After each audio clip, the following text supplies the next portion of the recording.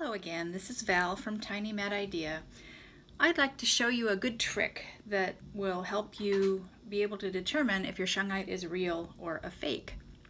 Now, since Shungite is kind of catching on and it's a little pricey, there are people out there who are trying to sell a black rock and say it's Shungite. So this is something you have to be careful of. So how do you make sure that your Shungite is the real, genuine article? Well, first of all, get to know your supplier. It's hard sometimes to tell somebody with integrity. There's some pretty convincing people out there who don't have any integrity. So the one surefire way to do it is by use of an ohm meter.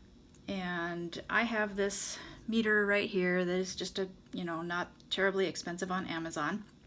And one of the settings, this is a digital multimeter.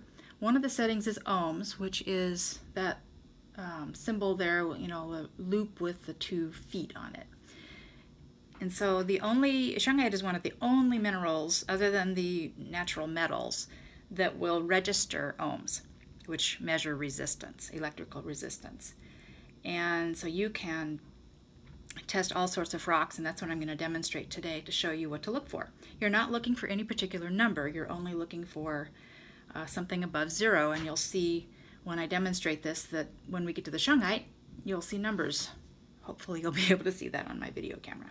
So I'm going to start with a piece of malachite, and this is a raw form of malachite. And so the ohm meter has a positive and a negative, and so you just touch the 2 tips to your rock, and as you can see, it's staying right there at 0. And sometimes you want to kind of move them around just to make sure. I'll hold them there for a few seconds. So we get nothing. Okay, so let's try. This is a Selenite Heart, which is also the mineralogical name is gypsum.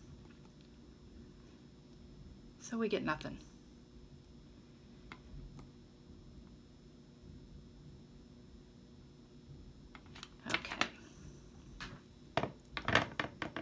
So let's try the Shanghai Pyramid.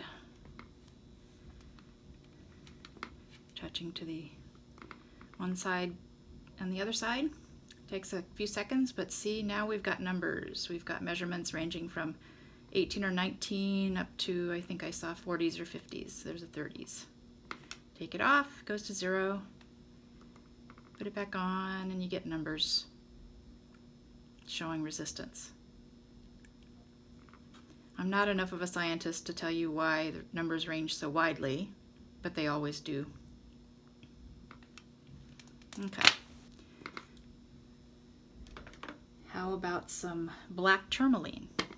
Black tourmaline also has some EMF protective properties, but it does not register any ohms. I'll try a couple different places.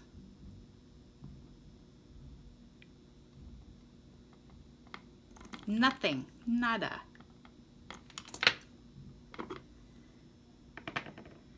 Oh, how about this Shungite cube?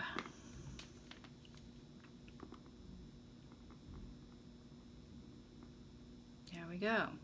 25, 28, 31, 3, 36. Take it off, nothing.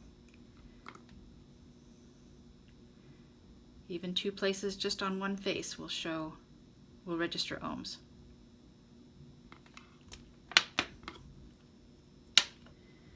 Here's just a piece of polished Shungite. I would grab a sphere, but they roll off like any ball does. And so we got 40s, 50s. Take it off at 0, touch it, we've got some good ranges of numbers there.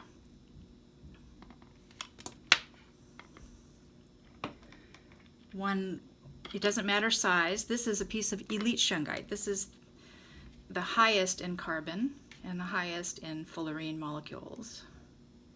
And even this little tiny piece, you'll see, ooh, there we got over 100. You'll see registers the ohms.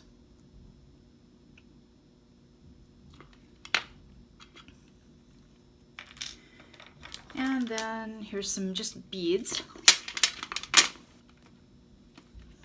I believe this will register whether I touch multiple beads. Oh, maybe not. Okay, we'll just do one.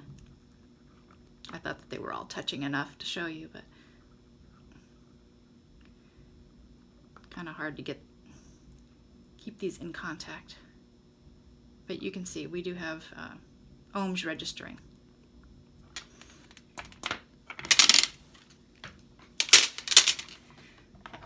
So we go back to a polished rock. I think this is green aventurine. No, Amazonite, sorry. And you can see we have nothing. So that's your Ohm Meter 101. I hope you've enjoyed this, and now you can make sure that the shungite that you have is the genuine article.